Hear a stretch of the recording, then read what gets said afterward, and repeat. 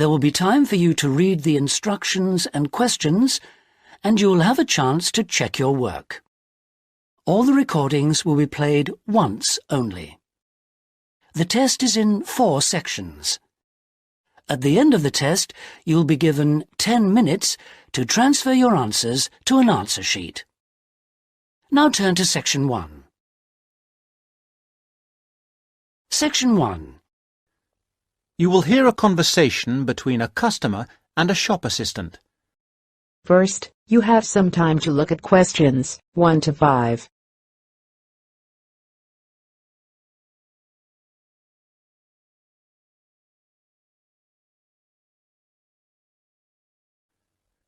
Now we shall begin. You should answer the questions as you listen, because you will not hear the recording a second time. Listen carefully and answer questions 1 to 5. I'm interested in buying a radio. Can you help me? Yes, of course. As you can see, we have this analogue radio on special offer today for £29.99. They are normally £35. We've also got a much more modern range of digital radios. These are over here. Oh, yes. What are they? They're the new technology. This one, for example, sells at £95. The analogue radios are looking a bit old-fashioned now. Are they? What's so good about these new ones? Well, the main advantage with the analogue ones is, of course, cheapness. But the main advantage with the digital ones is the number and variety of stations you can get. Hundreds of them. All kinds of stations, playing music, rock, pop, classical, everything in fact. As well as news, current affairs, comedy, all sorts. What about the sound quality? The quality is very good. Under certain circumstances, you can get amazing sound quality with analogue, but this is usually with very expensive radios which would normally be part of a hi-fi sound system. We have lots of those on the 3rd floor if you're interested. The second great thing about digital is clarity. You get no interference. Well, less interference than with analogue. You get a very clear and clean sound. Well, I want a radio for the flat I share with 3 other friends of mine. Well, you want something that will last. The analogues come with a 1-year guarantee, but the digitals have a 2-year guarantee, which is extendable to 3 years if you pay an extra £26. The main disadvantage with analogue is that it will be turned off in a few years. We don't know exactly when, but sometime. But what about the batteries? I've heard that they use a lot of batteries. That probably is the one disadvantage of the digital radios. The battery life is not very long, but they all come with rechargeable batteries, which really solves the problem. Before you listen to the rest of the talk, you have some time to look at questions 6 to 10.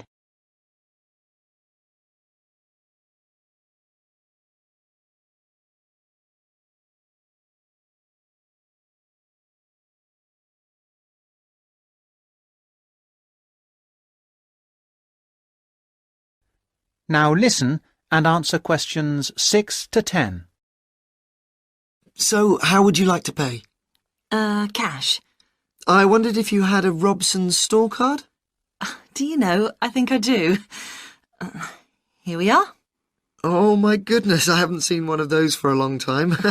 Those are the old value cards.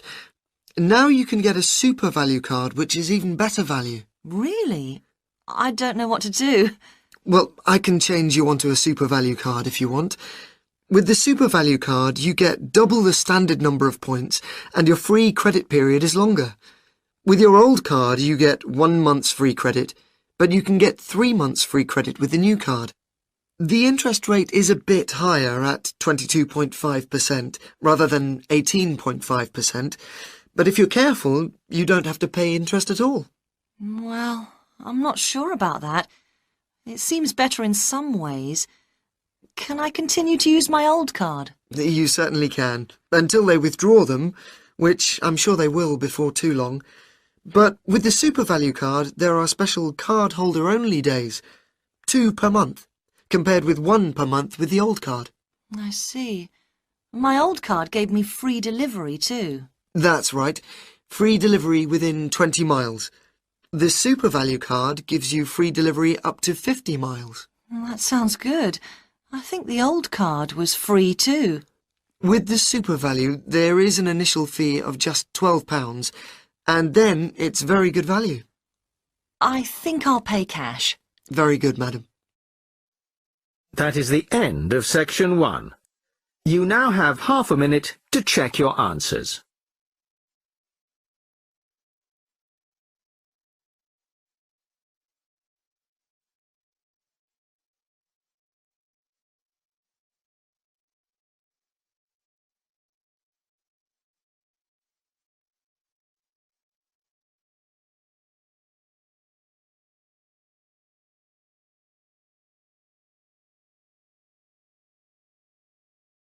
Now turn to Section 2.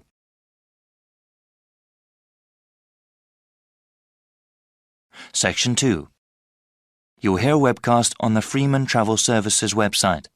First, you have some time to look at questions 11 to 16.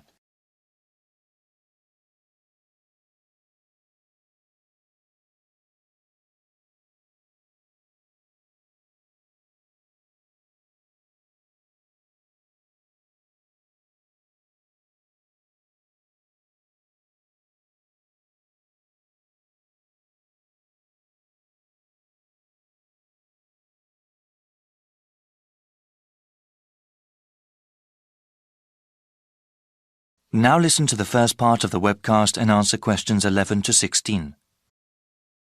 Welcome to the Freeman Travel Services website. We appreciate your visit. Please listen to this introductory webcast for general information. You can click another link at any time. For webcasts in other languages, like Spanish or German, please click on the links above the media player. From this website, you can access audio information on our latest travel offers. If you have already made a reservation with us previously and would like to check on its status, please click on the reservations link in the upper right-hand corner of the page. We also have information regarding our new line of Extreme Tour packages. Thank you for choosing Freeman Travel Services as your guide. This webcast will explain our recently developed line of Extreme Tour packages. These special vacations were made for those with adventure in mind. We have already gotten awards from a highly regarded travel agency association for these tours. Here at Freeman, we want to help you create memories that last a lifetime. These are not your everyday ordinary tour packages. On these excursions, you will have the chance to challenge yourself and grow as a person. How many other travel agencies can claim to help you do that? We currently offer extreme tours on 3 different continents.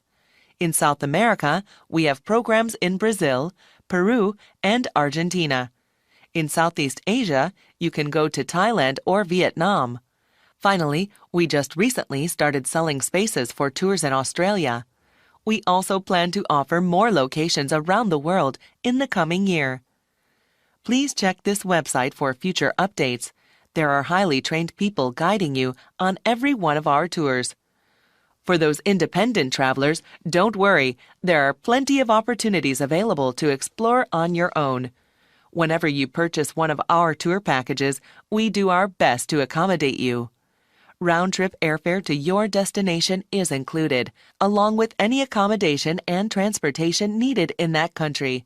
We don't include food or any sort of entertainment in the price.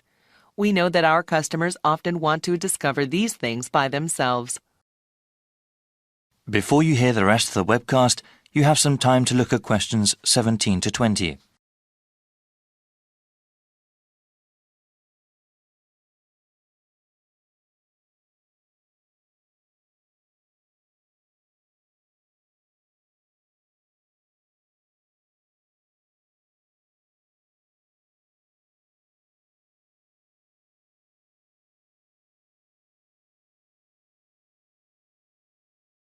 Now listen and answer questions 17 to 20. Following is a brief summary of some of the tours that we offer. Peru is home to an ancient civilization. The Andes Mountains provide stunning views to enjoy when you go hiking and camping on our 5-day tour package. There will also be an opportunity to see ancient ruins and also to go whitewater rafting. The people in Peru are very friendly, and you will not forget their generosity and warm hearts. Another extreme tour package we have is in Thailand. They have a very unique culture there, and even our 7-day vacation there might not be enough to see everything. The tour includes an overnight stay on a riverboat, parasailing, and a visit to one of Thailand's biggest cities, Chiang Mai. We also have an excursion to an elephant ranch that you do not want to miss. Finally, we have something really special for you in our newest vacation package in Australia.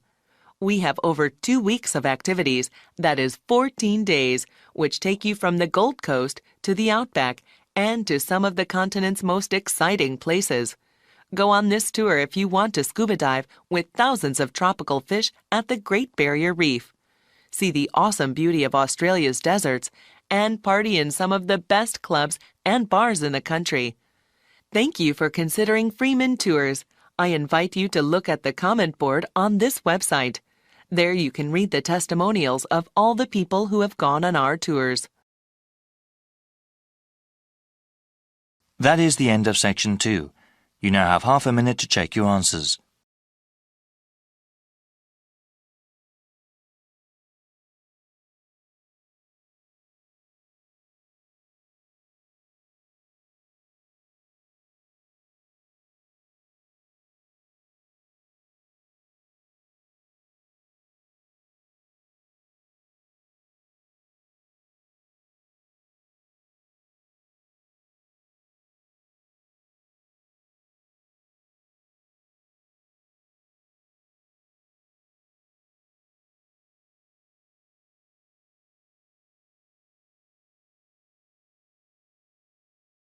Section 3. You will hear some students talking about an assignment. First, you have some time to look at questions 21 to 25.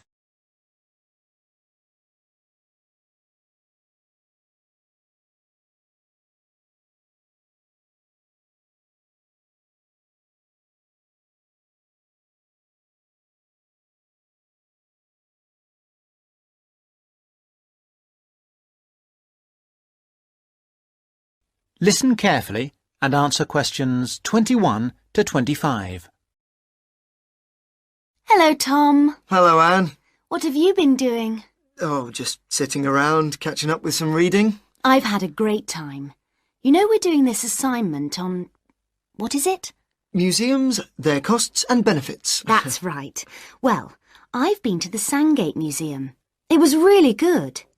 These local museums are really interesting because they connect people with the history of one special place.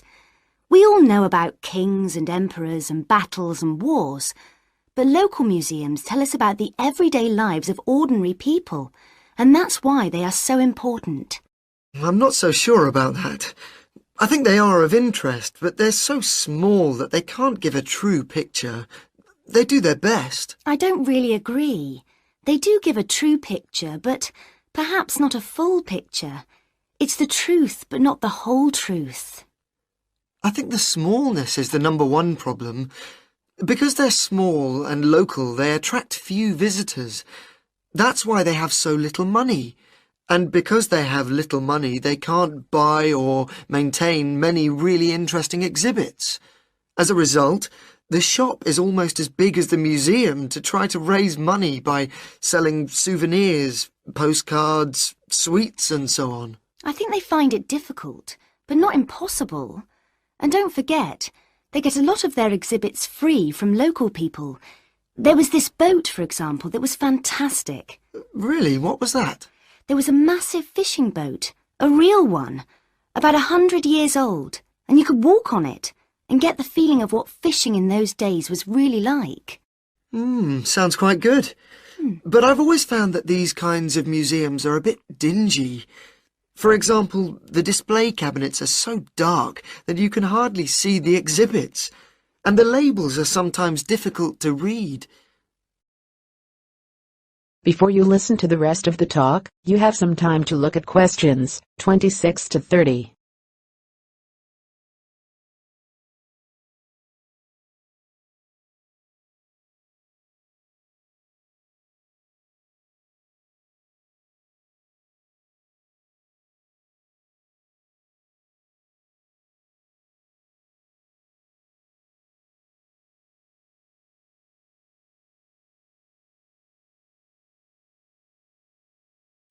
Now answer questions 26 to 30.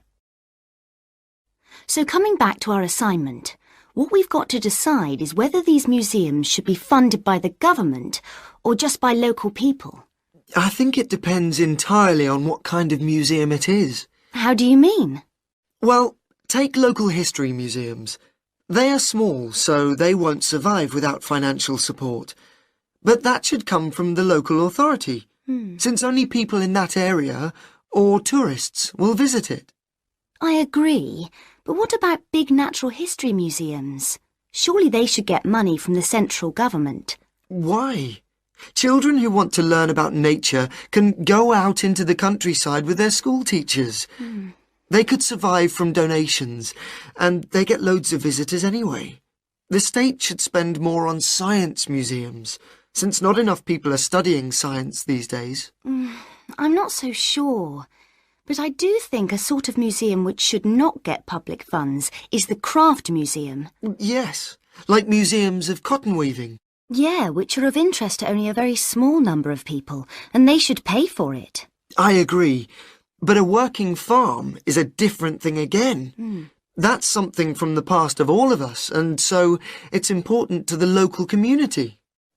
Kids can learn a lot too. That's the sort of thing that the local government should be spending its money on. Yes, I agree. Well, I think we've got plenty of ideas for our assignment. That is the end of section 3. You now have half a minute to check your answers.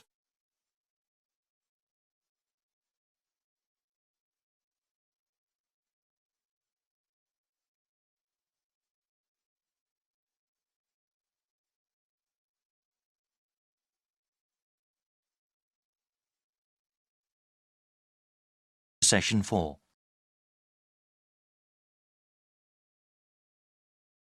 Section 4. You'll hear a lecturer talking about the reintroduction of grey wolves into the wild. First, you have some time to look at questions 31 to 40.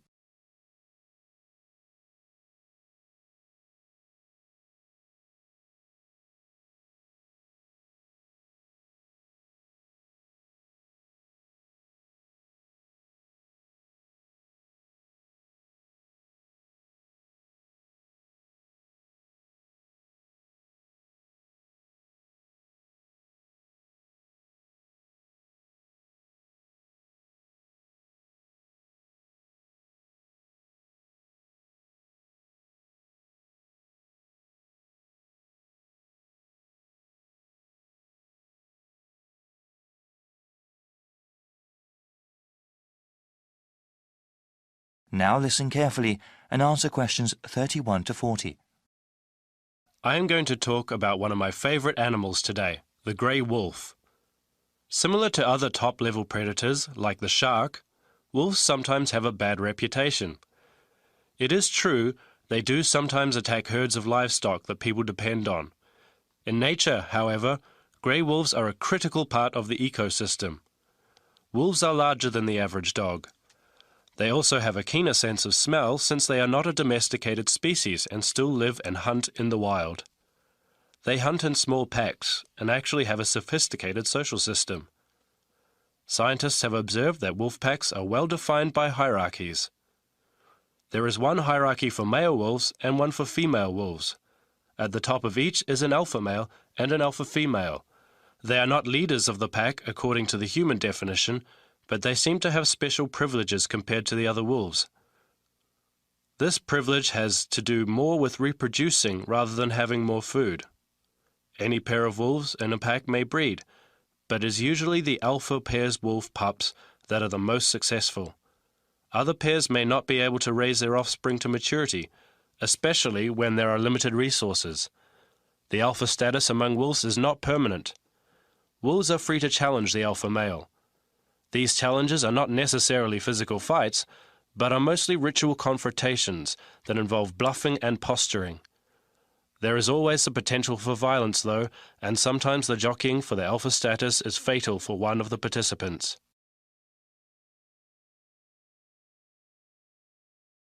The range of the grey wolf and its subspecies used to be quite extensive, almost the entire continents of Asia and North America, and the whole of Europe as well. They are now found mostly in Canada, Alaska, the northern reaches of Eurasia, and a few other scattered pockets. In some parts of the world, grey wolves have actually been reintroduced into the wild. Many people were opposed to these programs at first because they thought it would cause economic hardship for livestock owners. In the United States, local ranchers around the Yellowstone National Park area refused to allow any wolves back. Supporters of the program knew that without cooperation from ranchers, the wolves would likely be shot and killed. Those supporters knew how important the program was and agreed to compensate ranchers for livestock lost to wolves. This important compromise paved the way for the reintroduction of wolves to Yellowstone in 1995, where they hadn't been seen for over 70 years. The reintroduction has been a great success. Studies show that the biodiversity within the park has increased and is sustaining itself. After the last grey wolves in the park were killed in 1926, the population of elk and deer soared, decreasing the number of plants available to beaver and moose. The beaver eventually became extinct there. The population of other predator species, like the coyote, exploded. This, in turn, caused rodent populations to crash. This crash led to a decline in bird species like hawks and eagles. These negative trends have all reversed since the wolves came back. As a result, Yellowstone National Park is a better, healthier place. The local economy also benefits because people are not only interested in seeing more biodiversity at the park, but also the wolves themselves. This brings in tens of millions of more dollars annually to local lodgings, restaurants, and stores. That is the end of section 4. You now have half a minute to check your answers.